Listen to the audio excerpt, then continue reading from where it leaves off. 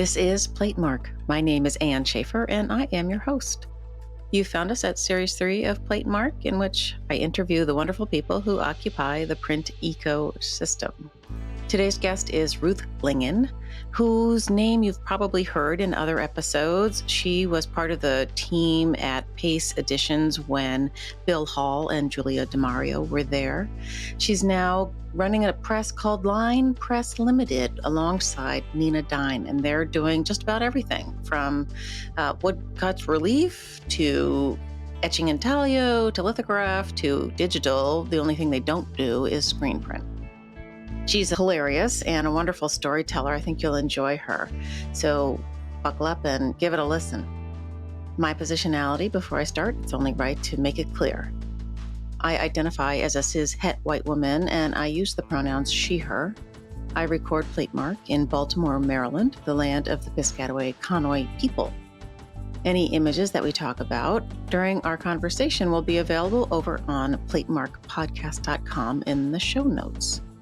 Also over on platemarkpodcast.com, there's a support and donate button. You can click it and you'll get two options there. Figure out which one you want to take and help me keep the lights on.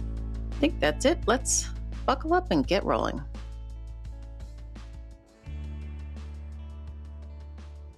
Ruth, it's great to see you. Thank you for coming on Platemark. Can you lead off by introducing yourself for our listeners?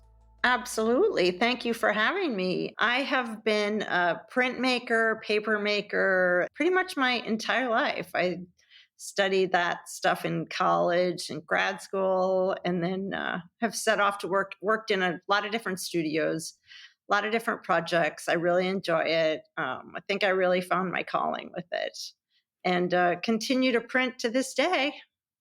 I'm sitting here in my studio now in Brooklyn called Line Press Limited. Basically, we can do letterpress here, book arts. I'm doing a lot of artist books right now, which is one of my first loves. And we can do lithography, stuff on the etching press.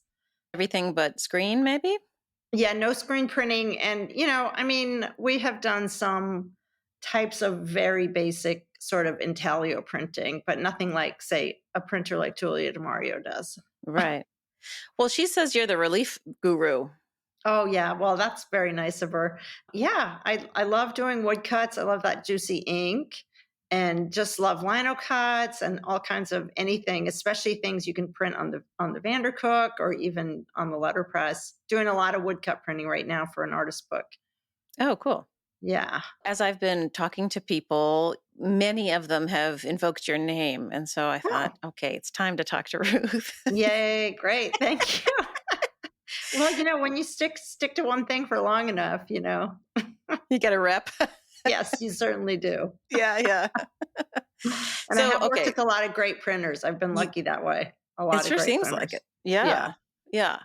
You take us back, maybe not to kindergarten, but how did you ever I didn't trip over printmaking, really. I did a lino cut in fourth grade, but how do you fall into this thing? You have to really search for it. Well, I went to, I always liked making stuff as a kid, and my dad had a darkroom in the basement. So I think I was drawn to helping him make these black and white pictures from an early age. And then going off to college, I really started out as a painter because, when you don't know and you want to just be an artist, that's what you start with, right? So, and I'd won a couple contests in my early years. So I was like, okay, I can make money doing this. I was all about making the money. So when I went to college, I was, the first year I was a painting major, and then I took a class in, I think they called it graphics at that time at USD. And the teacher was John Rousseau. He was my undergrad professor, one of them. And he was so great. And there was a big type shop there. So we set type by hand, and I just fell in love with the type because it was like jewelry, like these tiny little pieces of perfect cast. And I loved the process of setting type. I know it's crazy because so many people think it's super tedious, but I actually really like it. I find it very relaxing. So I kind of fell in love with graphics then, and I switched my major to become a printmaker. I think actually, technically, maybe my undergrad degree was graphic design, maybe, but it wasn't anything like you'd think of graphic design now. It just meant you did printmaking And, I'd already printed, I want to say 2 or 3 artist book editions by the time I got out of undergrad. Whoa.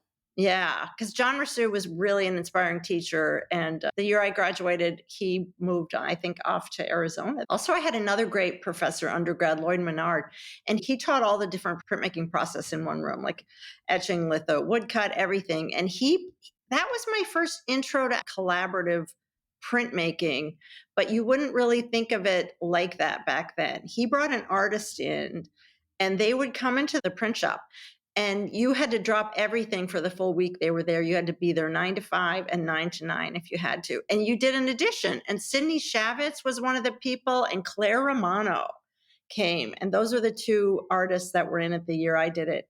And we cranked out editions for these artists in like a week. And I remember distinctly with Claire Romano, there was like 12 of us printing or something. We each had a little piece of a holograph plate, and we're printing away. And so we made these editions of things with these real working artists. And it was super exciting, and she gave us all a copy of them. And that was also Lloyd who created this curse for me that I have to this day, which was he'd set the timer and he'd say, okay, we did that one in 7 minutes. Let's take it down to 6.5 minutes. So like I do that all the time. I set the timer constantly. For Everyone like that's ever wiping? printed with me knows about me and the timer. Oh my God. You mean like in how long it takes you to wipe a plate and that kind of thing? Yeah, yeah, because it's just I like to plan it out that way and just see how many can we get done, da da da da da, and then I mean, I don't do it all the time, but it's really good for planning for your whole team and everybody's. How long does it take? Wow. Yeah, but that was sort of my introduction then. And then John Rousseau had actually studied with Walter Hamady in Madison, Wisconsin. He said, Ruth, you should go out to Madison and study with Walter. So I thought, okay, great. But I took a year, and I decided to go get a job. So I got a job in Omaha screen printing in this commercial screen printing shop, because that was something I also did in undergrad. And I was down in this really disgusting basement, like screen printing vinyl covers and calendars on the back of vinyl, like notebooks that they would custom make into notebooks. And there were all these water bugs down in my exposure room. So I tromped down to the basement with my screens, and I turned the lights on, and they'd all go scuttling. Whoa. But it wasn't even that. It was just, I thought, oh, I don't know. This is kind of a drag having a real job. So I'm going to go back to school. So then I applied to get into Madison to grad school, and I lucked out because I got a work study job working for Walter Hamady in the type shop. So I was his shop techie assistant for 3 years, the 3 years I was there. So I studied with him, the In that master. shop, you weren't making the type itself, were you? No, no, no. It was all about printing books. I don't know if you know anything about him or the Perishable Press. I gave a talk at Cooper Union about his typography that it's online somewhere. And he was just the master of typography and all things, bookmaking. So he was the one-man band where made all his own paper in the barn, and then he'd go and print it all. And then sometimes he'd bind it or have other binders in, but he also was all about this collaboration thing of collaborating with living writers, collaborating with artists you knew. So that was what we did in his classes is we would say, oh, let's find some poet and print up, something they did on our handmade paper. So I was making paper by hand, printing it, doing the woodcuts, lino cut, doing it all, binding them up. Oh my God. People that were in those classes at that time, I mean, I'm still friends with now, decades and decades later. Oh, It's I'm a real sure. bonding experience. Yeah. Yeah. Yeah. And I also kept up with the printmaking in Madison too, with the other printmaking classes too. Litho, I did a lot of litho and screen printing, offset printing, everything. Oh gosh. You are it. You are all of it in one happy package. Well, you know what they say, jack of all trades, master of none. So, I don't believe that. I have flopped around a lot over the years, but it's been fun.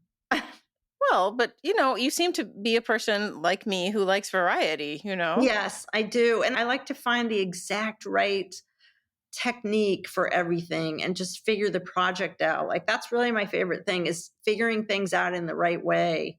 So you're really doing what's natural to the project, but also what's exploratory and fun. And to do that, you have to have a pretty good command or grasp of what everything can do, And it's hard to do that without having done it a little bit yourself, like the Sure. old I know because at Pace, we would have curators that would come in and they weren't practitioners, you know?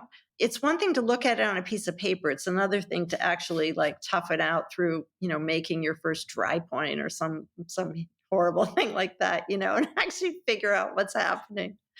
When I was teaching at Whitman College, I taught out west for 2 years, printmaking and book arts. And so these poor kids, I would say, okay, we're going to learn how to do wood engraving. They'd start on it for a day. Then I would take them over because they had a giant collection out there, over 200 books of early printed Oh, cool. manuscripts.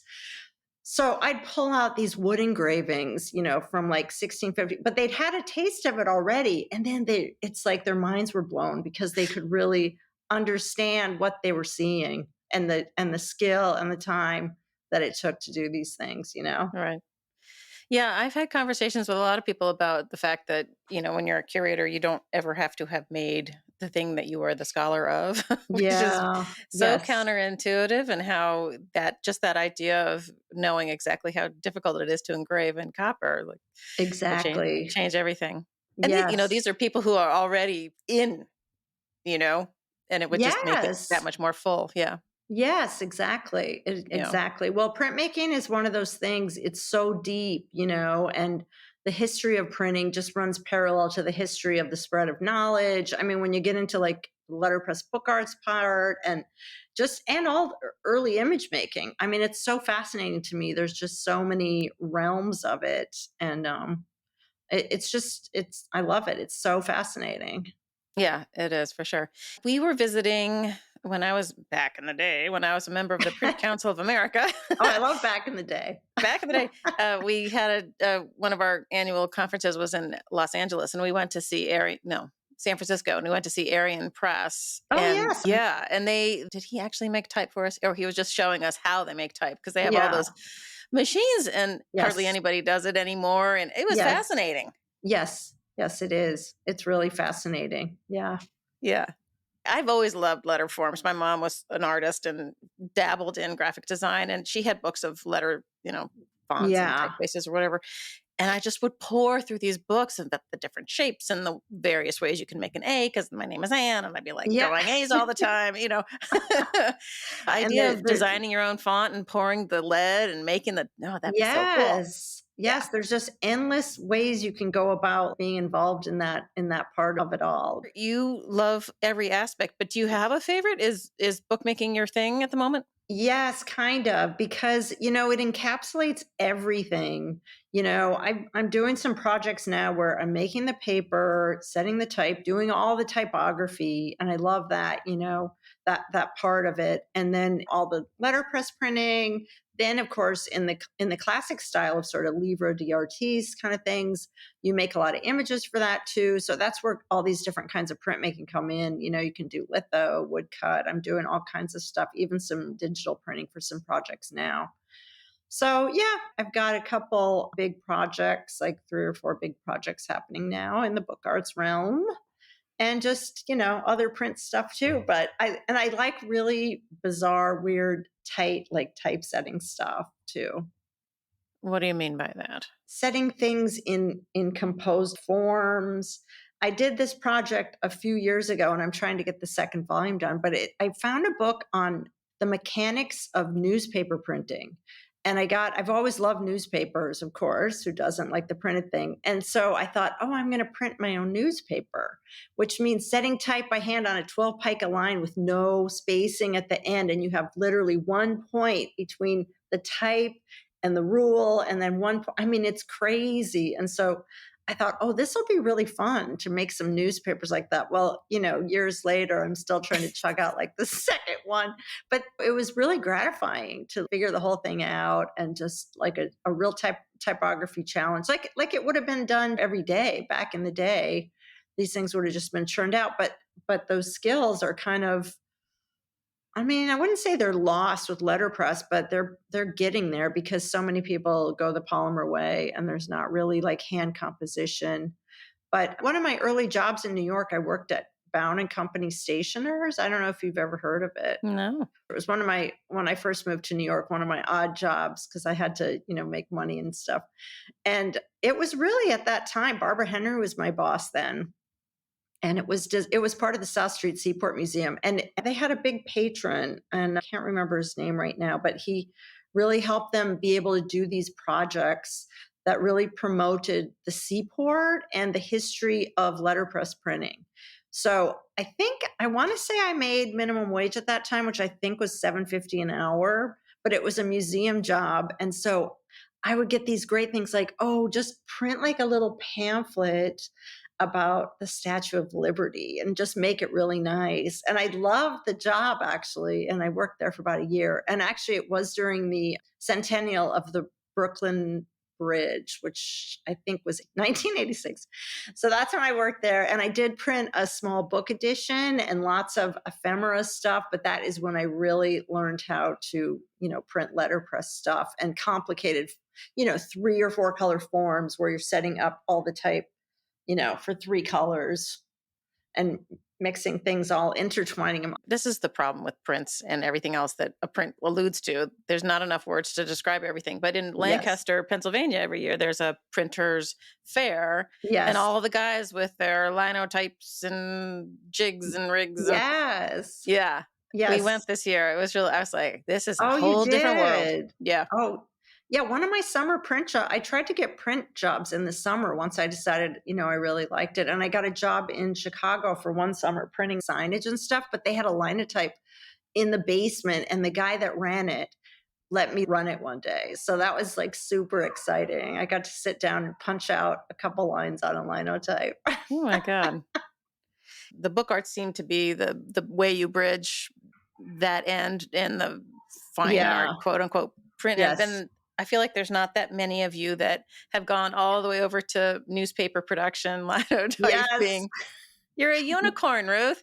Yeah, I know I am a bit of a weirdo that way, but yeah, but I definitely, there was a certain point when when I moved to New York, like I said, and I was doing all these different jobs, and I thought, well, am I going to just try to make artist books to live? Because I would sell something to, let's say, the New York Public Library, and then I'd get paid, and I'd be pondering how to pay my rent, like, sitting and drinking coffee somewhere, going, okay, now what do I do? Panic, panic.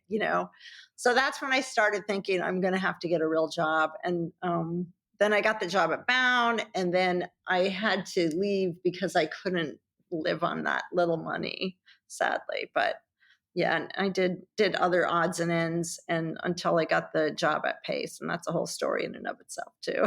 Yeah, no, I'm sure. The minimum wage thing, it's hard to even extrapolate that out to what an annual salary might be. But when I Yeah. worked as a child, when I got to New York in 1986 after college, and Oh, perfect. yeah, and I got a job at the Whitney, and believe it Oh, or not, MoMA paid worse than the Whitney, and my starting salary in 1986 was 15.5.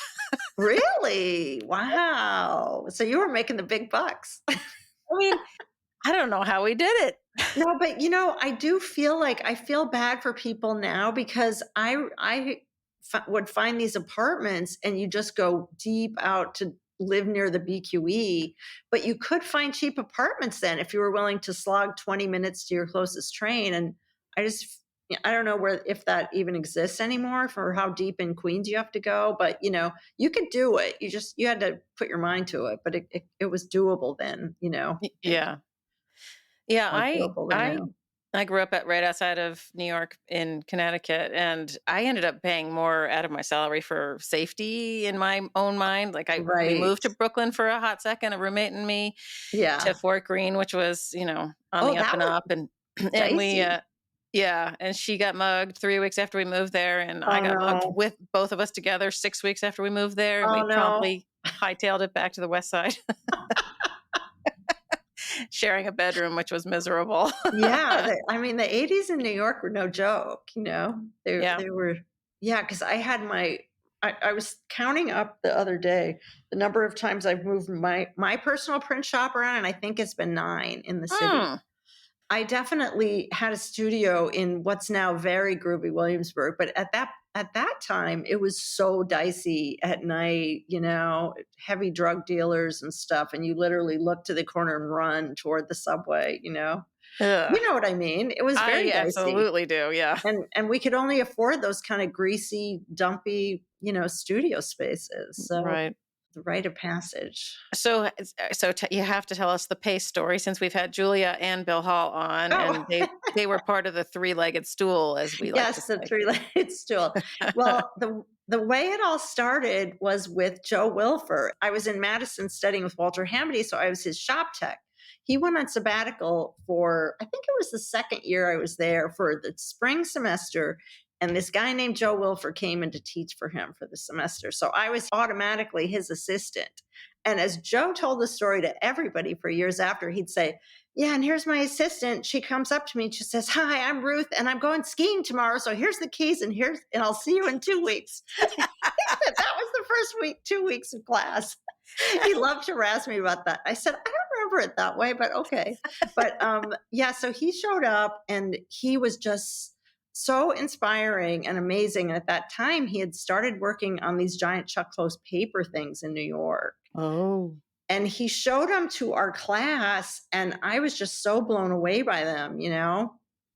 But he was just a wonderful teacher and very, very creative, super generous. He was the funnest guy any of us had ever met, you know? So I got to know him then. And then I ended up finishing my degree. I stayed and taught in Wisconsin for the year after I got out of grad school. And then, I said, okay, I'm going to go track down Joe Wilfer in New York, you know? And at that time, I did have a friend that I'd gone out and visited New York for 5 days. And I was like, this is great. I'm moving out here. So drive out there. And then I got a hold of Joe and I said, hi, Joe, I'm in town. So he started giving me these freelance projects I could do. And I feel like a lot of printers start like that. You run around and do these different projects. They may or may not be your expertise, but you just have to get in there and do them. And the first thing he gave me to work on for Pace, and this was before Spring Street Workshop was set up, was this giant Louise Nevelson edition. And if you ever look it up, it will say printed by Joe Wilfer, but I can assure you that I made this whole edition of 250. Well, there were a number of projects that I did all the production on, and you didn't even get a mention. And Oh. it was, we have come a long way in that aspect, but it wasn't anything like Joe didn't want me to have credit. It was just sort of the way it was done. Nobody worried about that, or at least they didn't, when I was involved at that time. So this Louise Nevelson project, Pace had a 10,000 square foot warehouse on 23rd Street that they had moved out of to move down to Soho on Spring Street. So it was sitting there empty. And Joe said, well, I'm going to set you up there and you can do this Louise Nevelson project. And he made 12 he had a rubber mold off of her piece and he made 12 plaster molds. And the piece, I have it hanging up right here. I can look at it. And the piece was about this big. It was like a foot square maybe. And it was cast paper. And so he said, okay, I've got 12 molds for you. So you're going to come up, make 12 and then let them dry, then come up every 4 days. I'd go up there and I'd pop the 12 out and make 12 more. Well, I had this washing machine that was like an old style one that just swooshes around like you're in the Wild West or something. And I would just take cotton linters and I'd feed them in there and it would kind of break them down like that. And then I'd make these patties. And I was so panic stricken the whole time because plaster is actually kind of horrible to cast paper in because it sucks the water right out of it. So you have very little time to sort of like get this thing cast in there before the whole thing is setting up, And also the other thing is the water breaks down the plaster molds over time. Right. And I distinctly remember, and this is nothing to say negative about Joe, but I'd say, Joe, I think the molds might be breaking down a little. Do you think we should make some new molds? They're getting these little holes in them, And he'd say, no, they're fine. Just keep going. So I keep going, casting all these 12 or 13 off each mold, right, to get the 250. And I never forgot that then Louise Nevelson came in to sign them. And I was like the deer in the headlights, young, standing in the background. We were just in awe of her because this was in, at the end of her life. And she had like the fur coat and the eyelashes, the whole thing. She was very, very intimidating woman. And Joe was signing with her and I was just sort of meekly helping push these things along. And she did say this, I swear, I turned beet red. She said, is there any way of making it just really smooth right here where I sign? Because I could, when one would come by and I'd see like the little pits that it was, from the plaster mold, I'd be silently freaking out inside. And,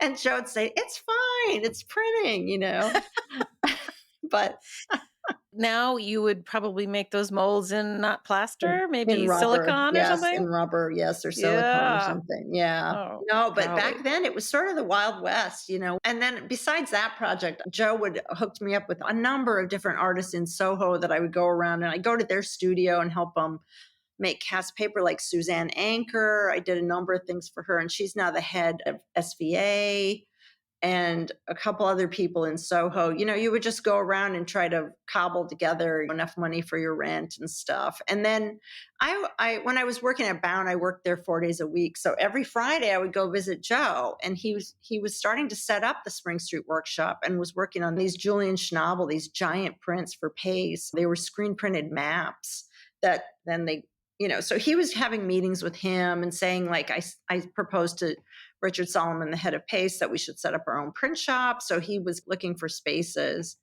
And every Friday I'd go up to Pace to the warehouse and I'd say, "Oh, Joe, don't you need somebody who could do this?" And I'd drop off my resume. I'd say, "Here's my resume in case you need it." I did that literally for about a year. And then one day I went in just to do my usual, firm, not too pushy, but, I'm right here if you need help. And then one day I walked in and Dick said, "Okay, we're taking you out to lunch to talk about hiring you." And I almost dropped dead. I was like, Oh, wow, it wow. worked. It worked. Wow. So yeah, my persistence paid off and I got hired to help Joe. And we worked together for, I want to say 9 years, from maybe it was 10 years and up until he died, sadly, prematurely. But Yeah. He died young, didn't he? yes, he was 51. Oh, Yeah. God. Ugh. But I helped him do some amazing projects. And the big excitement for me was I got to help him finish up these old Chuck Close paper pieces that he'd started back in the early 80s and had never quite finished because they're so big, these giant fills that were something like, I think they're like 64 by 84 inches. They're Oh, giant, and they're yikes. 24 shades of gray. So when we were a little bit slow in the studio, he'd say, "Okay, well, let's set up and try to make a couple more fills." We were just chugging away on this edition. And to mix the shades of gray, which went from white to black in 24 shades, that one. But Joe had done more complicated ones that were 36 colors that were cool and warm. And so this one was 24 colors. So it would take me about 2 weeks to get the pulp made and get the grayscale, just right, because you'd have to Huh. show Chuck the grayscale before you could even start. And, Chuck noticed just everything. He was He was really, super exacting on those yes. shades. Yes, Yeah. yes. So then you set that up and then you'd make the pieces, and it took 2 people one day to make one of those big fills. One. Oh, my Yeah. heavens. Probably nobody looking at it would see it, but after a while I started noticing, "Oh, Joe fills these little." We had these light diffusion grills, he called them, these like screens for fluorescent lights, and they're all taped together and they're coated with all the colors, and they're complicated. So you're going around filling these with like squeeze bottles of pulp. And I noticed Joe would fill his more than mine. So his would kind of like overflow, and you wouldn't see the grid as much as my half would be a little bit like cleaner. So, we ended up making so many extras to get Oh, just the no. right number. Oh, And no. and literally years later, I had to hire people to come in and help me rip up all these extra Chuck clothes pieces. Oh, that's a heartbreaker. Good God.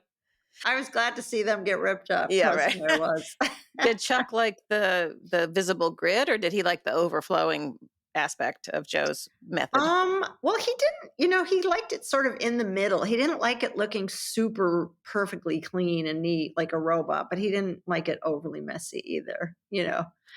Just right. He was a real wiseacre. He was very, very funny man, and it was really challenging to work on his projects. Oh, I And bet. very gratifying too. Probably some of the most gratifying projects I've worked on, because you take on these things with him, like the last project I did with him, that were just, he himself called it a technological masterpiece, Oh, because the hey. thing was so complicated and so finely detailed.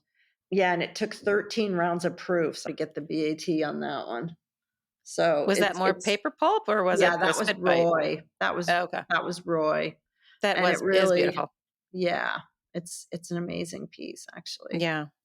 But, I I I looked at those occasionally when I was at the BMA. They had a pretty small, one of the spit bite self-portraits. yes. And then finally, we got one of the Lucas Pochoir woodcut multicolor sort Oh, of yes.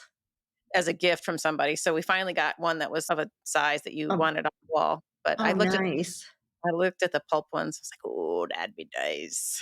Yeah, because he came into the studio in 1988, and that was when Spring Street was set up, and that was the first project, and we did a color print with him, a color paper piece that, interestingly enough, he ended up hating later. Chuck would go on in time. He's so discerning that any little thing that might have bugged him a tiny bit, but he'd go with it, then just would, like, it'd be like a mole, like, burrowing in, and he would think about it and think about it, and I'll never forget when he came out once and we were working on this giant, unique canvas. And this was when I was at Paste Paper. So that's probably around 2010. He came out to the studio and I pulled out a whole bunch of my older projects with him, the Lucas, the Roy.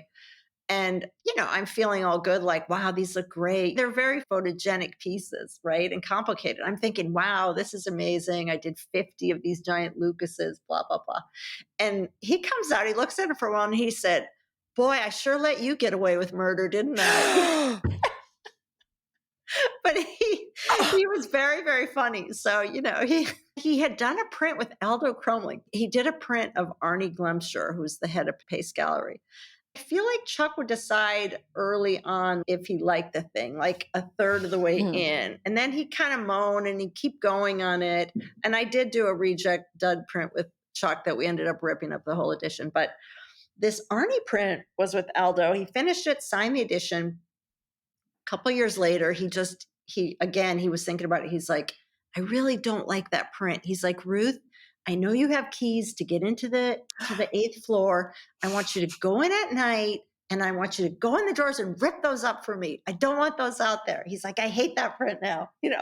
And I said, why? It's so nice. He said, it just has all these problems, and Meanwhile, Arnie's like watching the dollar bills get ripped up. no, but he just he was such and perfectionist isn't, I mean, he is, but not in the way where you think of in a super negative way. He looked at each print, even though they're from an edition, same plates, you're trying to be as absolutely controlled as you can.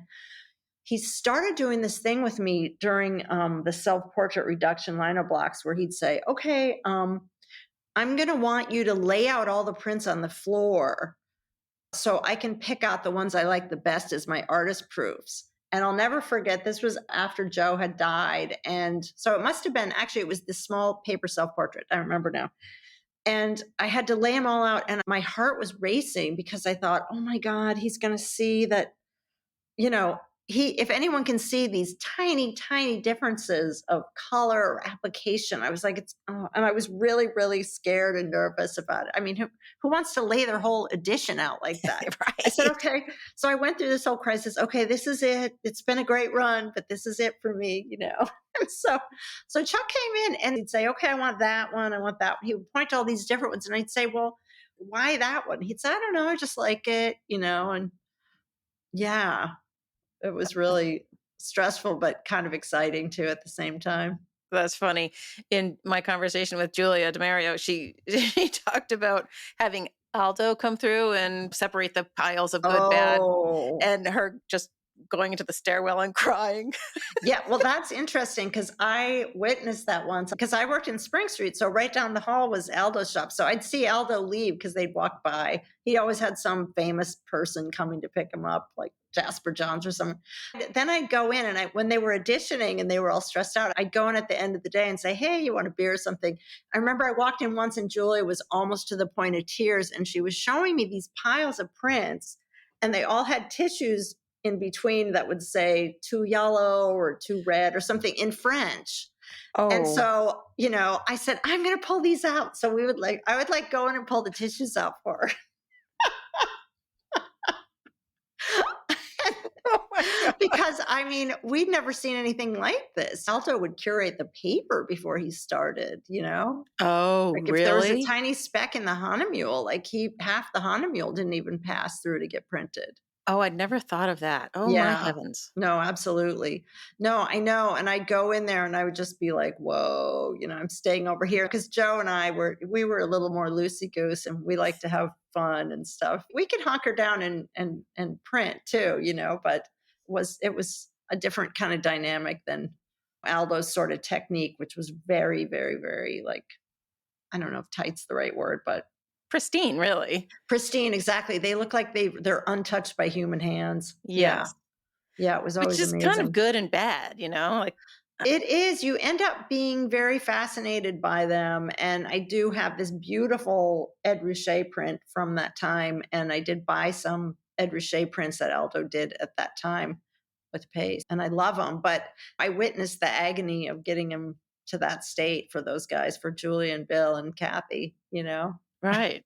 I remember very clearly, The but thing that, as you're talking, has popped into my brain is that, as the cataloger person in the museum collection, I would have gotten a Chuck Close, say, and it would have said the printers were you and whoever else was on the project, but right. it wouldn't differentiate the person who was on the plate with Chuck or Block or whatever it was versus the people who executed the edition.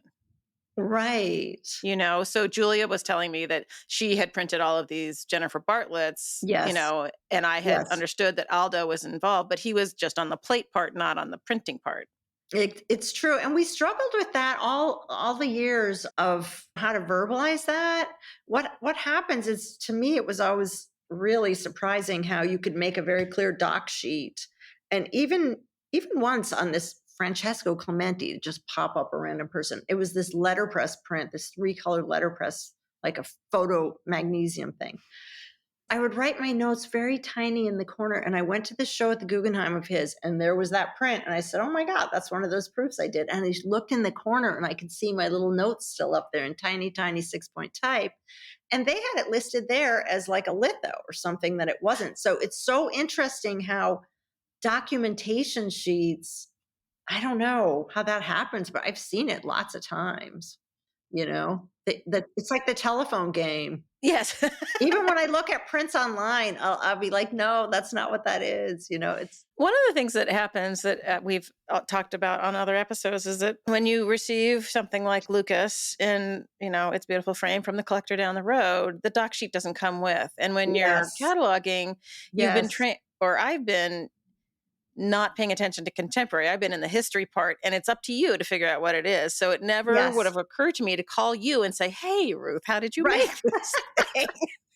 Yeah, it is kind of interesting that a documentation sheet doesn't always just tag along with every print, and it really should. Yeah, so the other thing about having, let's say if Aldo made the plates and then Bill and Julia or Kathy printed the edition, it is true that on the doc sheet, at least at Pace, we never differentiated about that.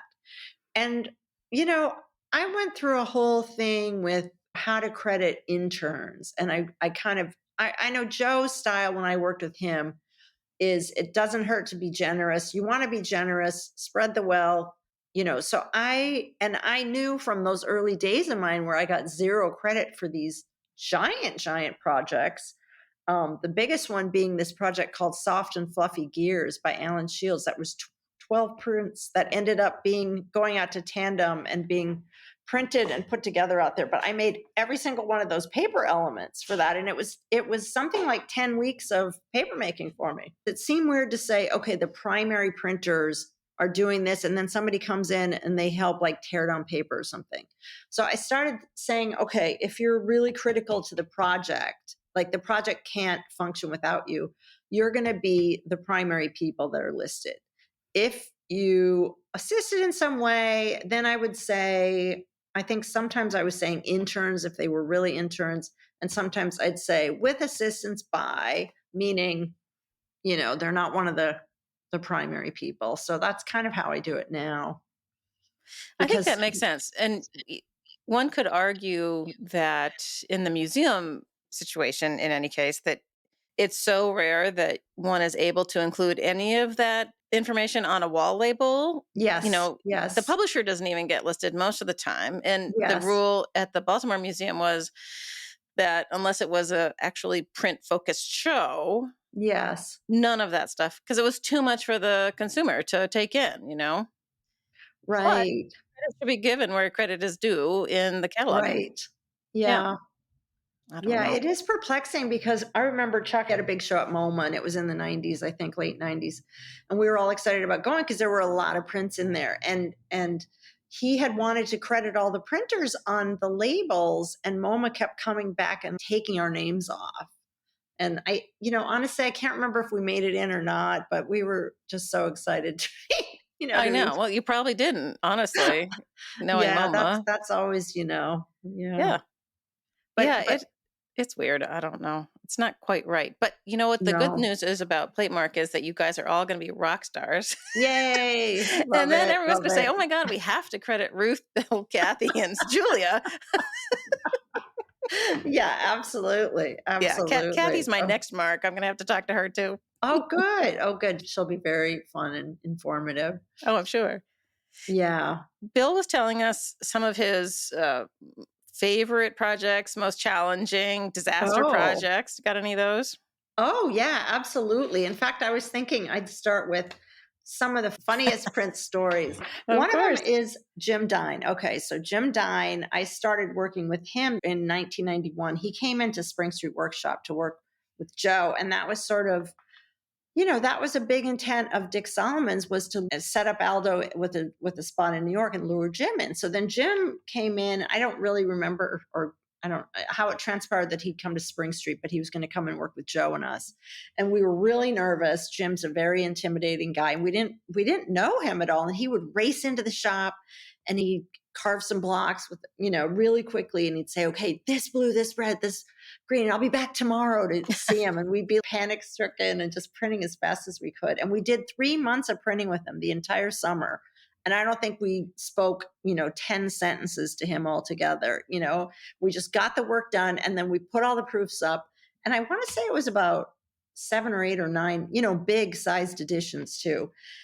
And he came in and he said, I want to take you all to dinner. And so he took us out to dinner and he said, this has been one of the great print experiences of my life. You guys are great. And we were just so thrilled because we passed the test, but we worked really, really hard to get there. Later on, working with Jim, and this was up at 18th Street when the studio moved up there, he came in and we were doing these giant oversized hearts and they were all hand printed. So I've done a lot of editions with Jim where the blocks are too big to print on a press, including in Walla Walla, and my shoulder gets sore just thinking about it. So it's like hand rubbing these things that are giant acreage and lots of colors. So we were printing these huge prints and Jim said, I think I want to stamp it with my foot on this print. It's a 40 by 60. It's this giant heart in these pink colors, right? And I said, oh, okay, well, we can lay him out on the floor. Yasu had just started working and he was working on this giant print of Chuck's of a baby. So I said, Yasu, you got to help me on this. I'd run over and grab him for these crazy projects. And, coming from the ukiyo-e style. So I said, okay, I've got this palette. I had a piece of foam core or something, or plexi or something. And I rolled out this really sloppy ink on it. And then I had a roller. And then I was crawling around on the floor on top of the prints holding this thing. And Jim was hopping around on one foot and he put his foot down on it. And then he'd jump over it and stamp the print on the ground like that. And I said, Yasu, you got to move the prints. And Yasu has the funniest look on his face, like, I never saw this in ukiyo-e printing before. I was so nervous because I was crawling around on the prints and I was like, had to shove the ink thing under his foot while he's hopping around. That was a really good one. And we also did a project back in the late 80s or early 90s with an artist named Michael Young. He worked with all these sort of rubbing things and abstraction. He had done some prints where we silk screened sand into these forms. He came in and he said, I want to do the sand again, but we're going to do it on a bigger scale. So he had these, I don't know, it was probably, maybe they were 22 by 30 or maybe even 30 by 40. We printed these giant fields of, that really stinky glue, like silk screen glue. I forget what it's called, but And then we had these bins, these trays of all this different sand that he collected from all over the world. And so we would screen this big flat of glue, and then he would pull it through the sand to create like waves in the sand. They're quite beautiful. Hmm. And it just stunk. This glue stunk, and we had sand everywhere. It was getting in the presses, and it was just Oh, a disaster. But we called it Toxic Beach, and we loved, we're like, it's like being in Jersey. And then another really funny experience I had was I traveled with Jane Hammond down to this place called the Atlantic Center in New Smyrna Beach. And we ended up doing these prints together, but we decided to work off site at this art center that was a 15-minute drive away. So we get up early and go over there every day and work on these monoprints. The whole print shop was set up for kids. So the tables were slightly over like knee high. So we're just like, it was just the funniest thing to be like hunched over like the giants for 2 weeks working on these prints. nice. I've done those a few times with different artists because you really have to improvise and think on your feet. And I know a lot of people say that about printmaking. I really agree that it's really problem solving. It's a lot of problem solving and just trying to have some fun while you do it. The most stressful day of printing, actually, I think it was more than one day, was out in Jim Dine's studio in Walla Walla. And Julia was there for this. He worked a lot with the Walla Walla Foundry, and they had these CNC cutters. So he wanted to do a giant print because almost everything we do out there is 40 by 60 inches. He wanted to do a giant print of a poem because he's also a poet. And so he had all this type, he painted out all these letters, and he had these alphabets made out of cut wood, but they were just made out of this really crappy, like typical wood you'd go to the lumber yard and get. Nothing hard, nothing stable.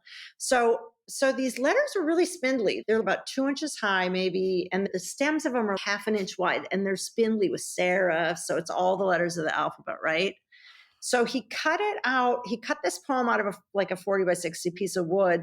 So we would set it up to print it, and we'd put the whole plank of wood down, and then we put all the letters in there and ink it up. And then we had to lift the outside. If you can imagine, you lift the outside, and hundreds of little spindly wood pieces are standing in the press like this. And then I have to put a platen on it, like a piece of thin formica and a blanket, and run it through the press. And I mean, it was just so nerve-wracking because you could hear crunch as some of the letters are kind of falling over.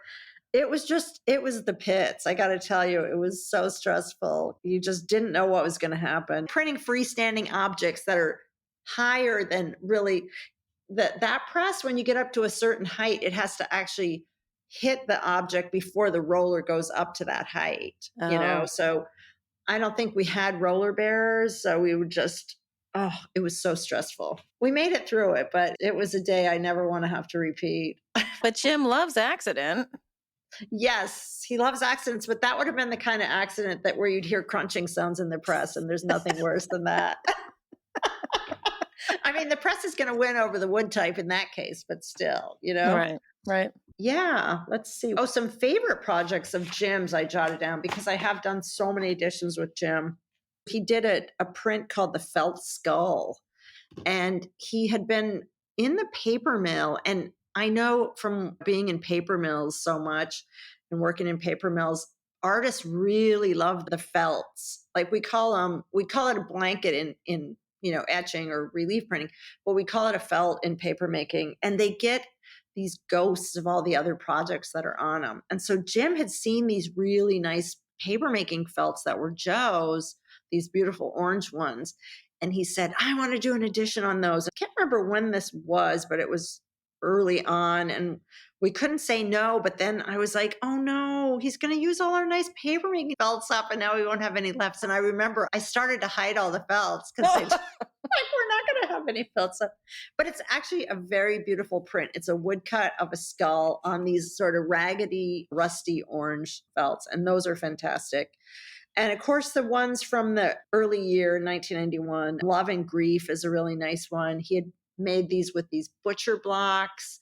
Can't remember if it was Aldo or Joe had gotten them down on the Bowery, these thick pieces, like real butcher block tabletops that weighed a ton that Jim carved on. And those were real favorites. And this print called the Orange Birthday Robe we did in 2010, and that was out in Walla Walla as well. And Jim had this painting there, and he said, I think I want to make a print of this. It ended up being 34 colors in 10 print runs. And he said, okay, let's get going on this. He always liked to have me figure it out. And he said, Ruthie, how long will it take you to figure this thing out? Can we get Oh, no going wonder like you like tomorrow? timers. I was like, okay. So because that summer it was Bill Lagatudo, it was me, it was Julia, it was Nina, Jim's granddaughter. And, time's a ticking when you've got 30 days. So I think I had a day and a half to figure out the colors for this very, very complicated print. And I remember going, oh God, I hope this works. I hope this works, but because you don't have, it's normally a project like that, you could spend weeks sitting there figuring that out, And another really kind of funny one and a print that I like is this one called Bleeding Boy. It's 40 by 70 inches. And that was done actually at Pace Paper. So when I was running the paper mill out there, Jim was working, he had just sold his building maybe, and he was without a studio. So he wanted to work in this little space in the back where we dried the paper. So we gave him this little teeny room, and he worked out there for, I want to say 3 weeks or something, or a month or something on some projects. So when he was there, he carved this wood block, and he said, well, I want it to be similar. And it was like that one that you were talking about earlier, the Lebanese crow, where what we did is we slobbed solvent onto the paper, and then you ink the block up. And I'll never forget this. Julia happened to be in town, and I said, you got to come and help do these prints because we need an extra set of hands, because we had to rub mineral spirits onto the paper, and then we had to take it outside and let it air dry outside for about 4 minutes, and then run it inside and print it to get the bleeding just right. So we'd What? lay it down, and then it would ooze just right, like just the way Jim liked it.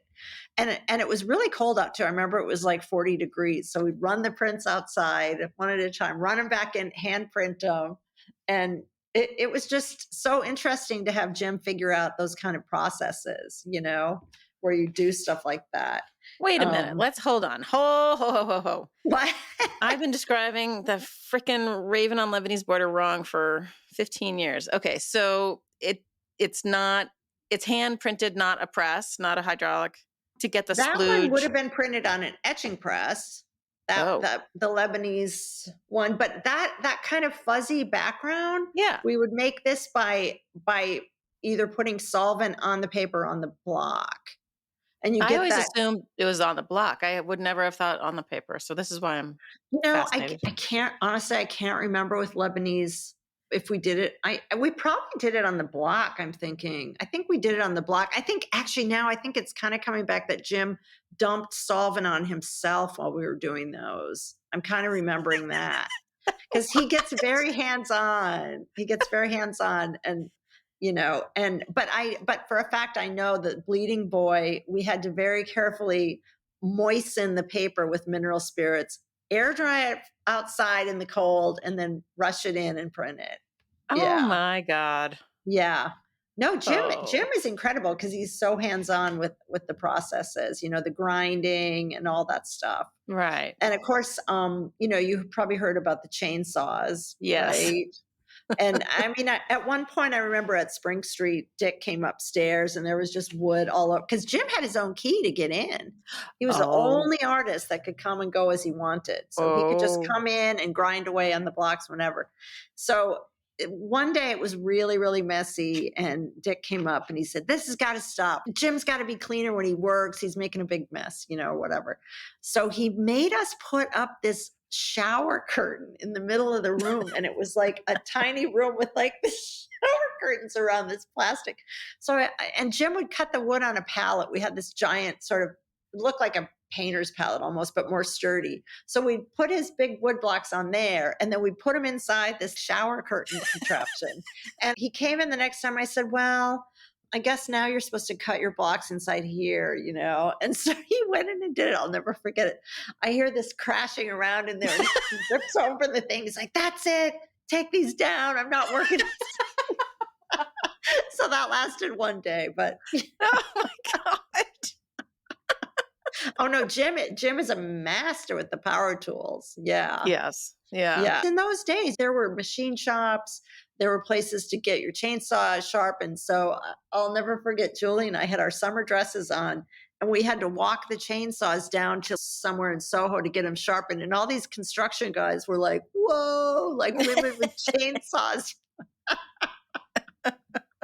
That was the funniest thing ever. Oh, that's great. Yeah, I mean, I've been lucky because I've worked on so many great projects. I've worked with 80 different artists and writers too. I work with poets. Jim crosses over, but the poets are sort of a genre into themselves. Right. And paper makers too. So, Mhm. I don't know. It's like I have so many favorite projects.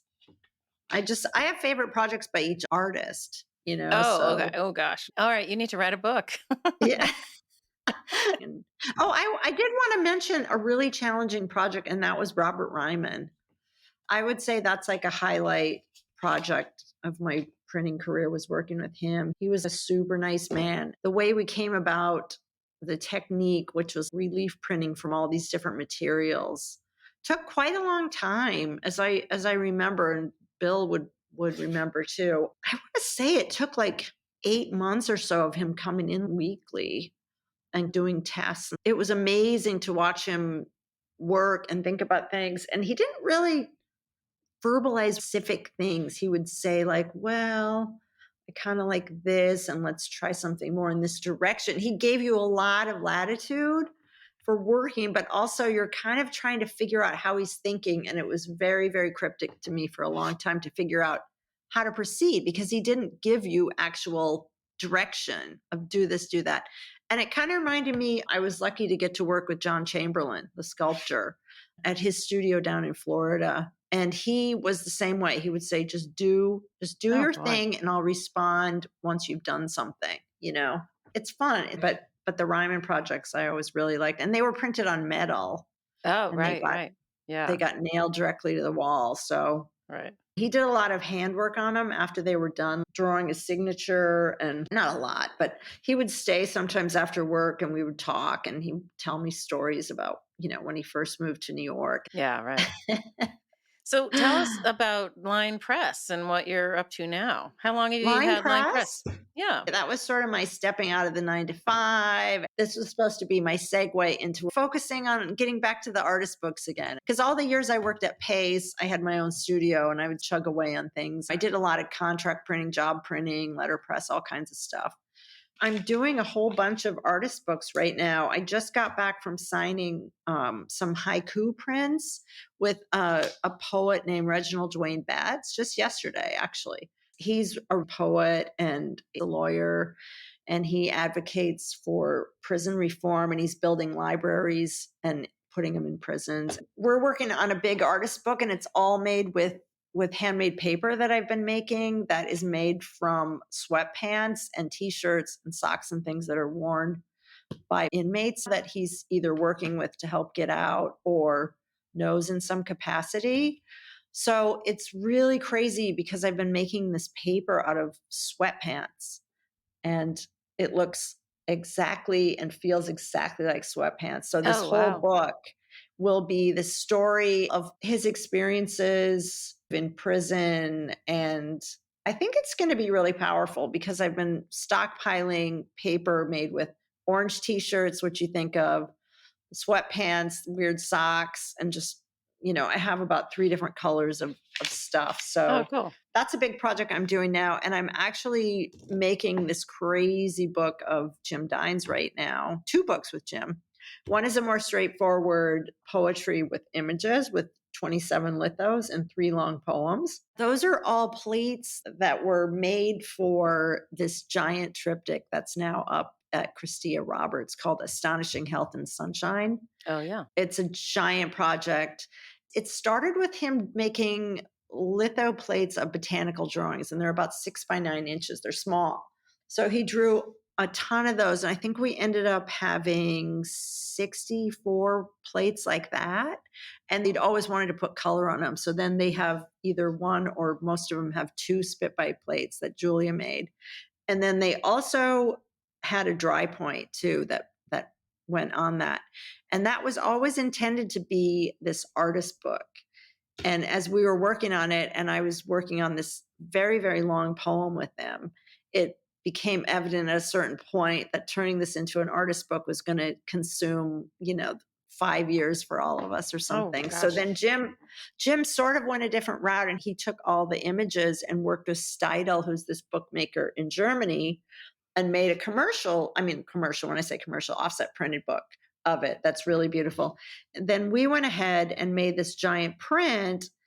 But because this had been going on for 2.5 years, it's been going on since 2019. When we came back and we finished that, and I was looking around and I said, wow, we have over 400 proofs left. 400 proofs left from this one project. So, Oh my and gosh. they're beautiful. They're these beautiful, beautiful botanicals.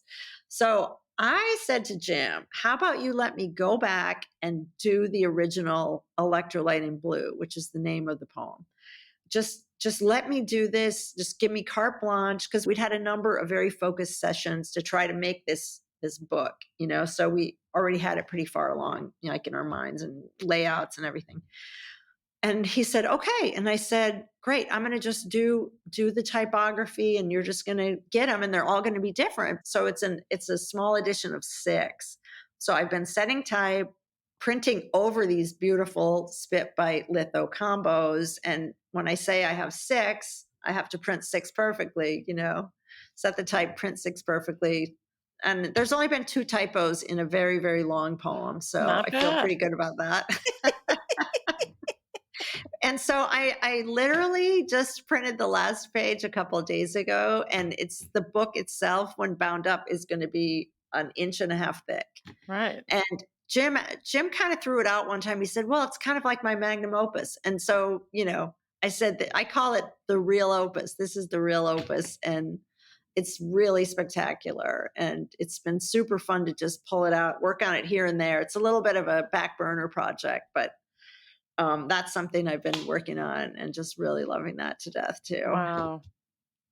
My curator brain's thinking, I wonder how much that's going to cost a Well, museum to. it actually won't be for sale. And you know why? Because what happened, there was all of us collaborators on this thing, the printers, because we did these tiny plates, 6 by 9 inches, there were 60 of them put together into this huge triptych. So there was only 15 of those. So of course we wanted single prints, but Jim, said that's not the way these should be presented. So I said, if I do this project, can it be for those of us that worked on the project? And of Oh, course, he'll nice. have 2 Nice. copies, and then the rest of us will have a copy. Oh, that's great. So yeah, so that's what's going to happen to them. But they'll get seen in some capacity somehow. Oh, that's nice. So Well, yeah, maybe that's some been a real curator labor of love. listening will say, Ruth, may I borrow your book for a show? Yes, Yeah. absolutely, absolutely. Oh, that's great. So your assistant printer person in your shop at Line Press is none other than Jim's granddaughter, Nina. It sure is. It sure Yeah. is. And Nina came on as first our sort of intern in Walla Walla years ago. She would come when I worked at Paste Paper, and that was 8 years I was there. She would come and help me here or there on projects. She's a Tamron master printer, litho. And so I thought it'd be really fun to have her here working with me. And, Jim does stop in here when he comes through Paris and, Oh, and I'm does, sure. works on Yeah. his prints and stuff. Yeah. Yeah. Yeah, When and I, I do contract printing for a lot of different people. I'm also finishing a giant artist book project with Michael Stipe, the oh, singer from REM, and he and I have worked on 3 or 4 big projects over the last 10 years.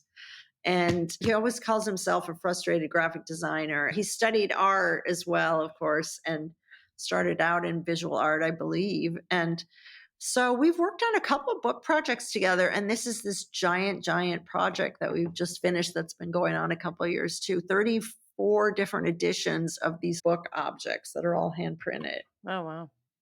Yeah.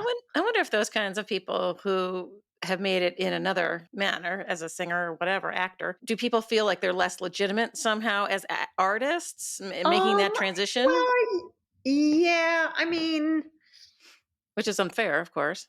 Yeah, it is unfair. I mean, he's very, very, very intelligent and very thoughtful. I think he's a very good artist. What he's done with the printed things that we've done is he's incorporated sometimes some of them into sculptural works, or there'll be an element of sculptural work.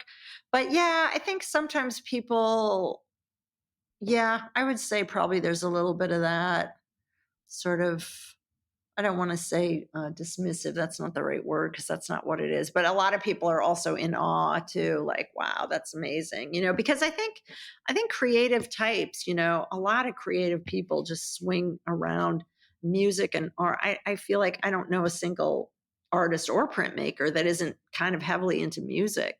Oh, interesting. And so it just seems like the creative fields cross over so much. Yeah, of course. It's a special kind of brain in person, right? Yeah, Here we exactly. all are. It's a happy He's club. very intimidating too, I'll tell you that. He really is. Yeah, no, sure. People tell me I'm intimidating. I'm like, I'm so sorry. What? I'm just a Yeah, kid with no, a you cool can't job. hold the candle to Michael, sorry. Yeah, right. Exactly. But, All right, Ruth. I think I've yeah. held you long enough on a Friday evening, so we should. Okay, well, I hope I feel like I got all off track about everything, but, You did not. It was great. you'll fix Thank that you. up, I'm sure, right? I love to let the conversation go where it goes because it's a conversation, not me going, we must answer these 10 questions. It's Yes. silly. Yeah. So, Yeah. No, I guess, and yeah, thinking about specific, I know people do ask me that, what's your favorite thing? And I always, I struggle with that because the list is really long. I'm trying to cull out from my collection right now the things I really want to have forever. And it's really hard. I have it narrowed down to about 50 prints, oh, which wow. some people might think is a lot, but I'm like, no, it's not, because I hate getting rid of, my prints actually. Right. Right. My cat is coming in the room. He's like, it's dinner Oh, time, Mom. okay. Thank you, Anne. Ruth, thank you so much for coming on Platemark. It was great talking to you. I really appreciate it. Thank you so much for having me. It was a lot of fun. Thank you for listening to this episode of Platemark with Ruth Lingen, a fabulous guest, as they all have been. Thank you for joining me here, and a special thank you going out to her for being such a wonderful interviewee. And as always, a thank you to Michael Diamond for the use of his original music. Head on over to platemarkpodcast.com. You'll find all of the images we talk about over there in the show notes, and you can click the support and donate button and help me keep the lights on. I'd really appreciate it. It's just me doing this. All right, we will see you next time.